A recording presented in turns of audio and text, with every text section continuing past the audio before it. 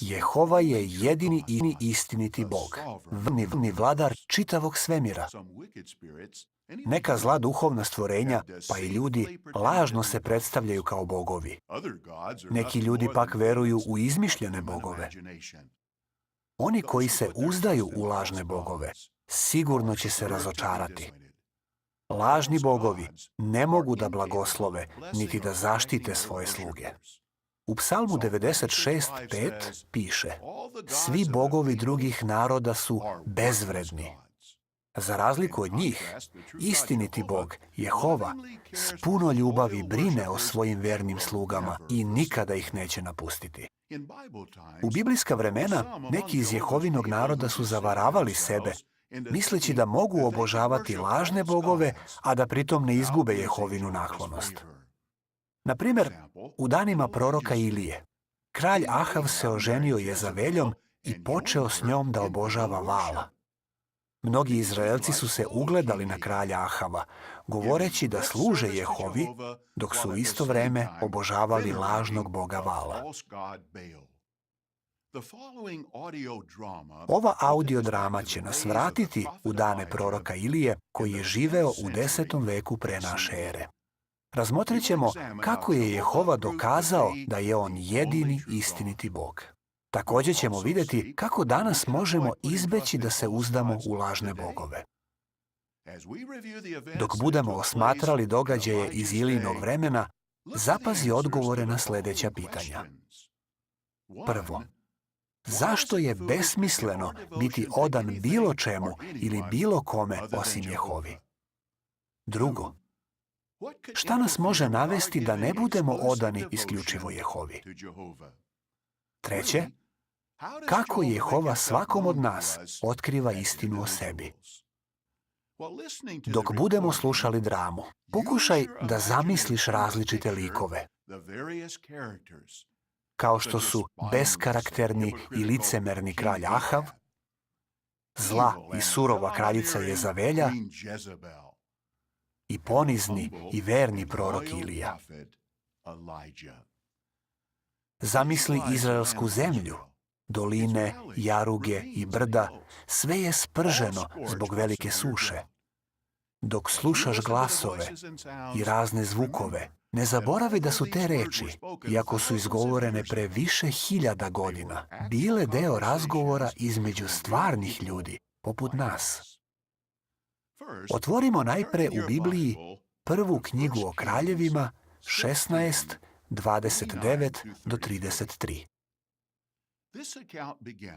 Ovaj zapis počinje opisom zlog kralja Ahava. Poslušajmo kako ovaj biblijski događaj postaje stvaran dok slušamo audiodramu Jehova je jedini istiniti Bog.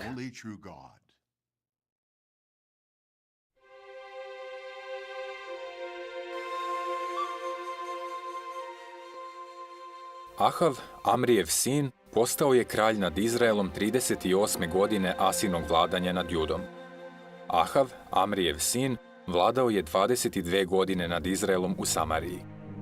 On je činio ono što je zlo u Jehovinim očima, i to više nego svi koji su bili pre njega.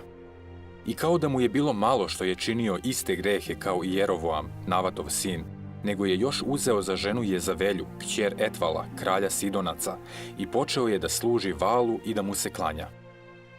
Osim toga, podigao je oltar Valu u Valovom hramu koji je sagradio u Samariji. Ahav je načinio i obredno deblo. Tako je on vređao Jehovu, Izraelovog Boga, više od svih kraljeva Izraela koji su bili pre njega. Da li si zapazio odgovore na 3 pitanja koja smo postavili ranije? Prvo je bilo, zašto je besmisleno biti odan bilo čemu ili bilo kome osim Jehovi? Mnogi kraljevi koji su vladali pre Ahava vređali su Jehovu i snosili strašne posljedice zbog toga. Umjesto da uči iz prošlosti, Ahav je vređao Jehovu, Izraelovog Boga, više od svih kraljeva Izraela koji su bili pre njega, kao što piše u prvoj o kraljevima 16:33. Ahav je mislio da može bez posljedica obožavati i Jehovu i Vala. U 1. Korinćanima 10:21 stoji: ne možete piti čašu Jehovinu i čašu demonsku. Ne možete jesti sa stola Jehovinog i sa stola demonskog. Ahav je nastojao da uradi upravo to i zato je snosio najgoru moguću posljedicu, a to je Jehovina osuda. Drugo pitanje je glasilo: šta nas može navesti da ne budemo odani isključivo Jehovi? Danas je malo verovatno da bi osoba predana Jehovi namjerno obožavala lažno božanstvo. Ipak, neko može nesmotreno prestati da bude odan isključivo Jehovi. Pod uticajem svoje paganske žene Jezavelje, Ahav se upleo u obožavanje lažnog Boga. Da bismo celim srcem bili odani Jehovi, moramo se čuvati štetnog uticaja ljudi koji ne obožavaju jedinog istinitog Boga. Treće pitanje je bilo: kako Jehova svakom od nas otkriva istinu o sebi? U 1. Kraljevima 16:30 pominju se Jehovine oči. Za razliku od lažnih bogova, Jehova može da vidi sve što činimo. U 1. Kraljevima 16:33 navodi se da je Ahav svojim postupcima vređao Jehovu. Jehova je stvarna osoba i podsjeća nas da mu je stalo do ljudi. Naši postupci ga mogu vređati ili obradovati. Utešno je znati da naši postupci, koji su odraz ljubavi i vernosti prema Jehovi, ne prolaze nezapaženo.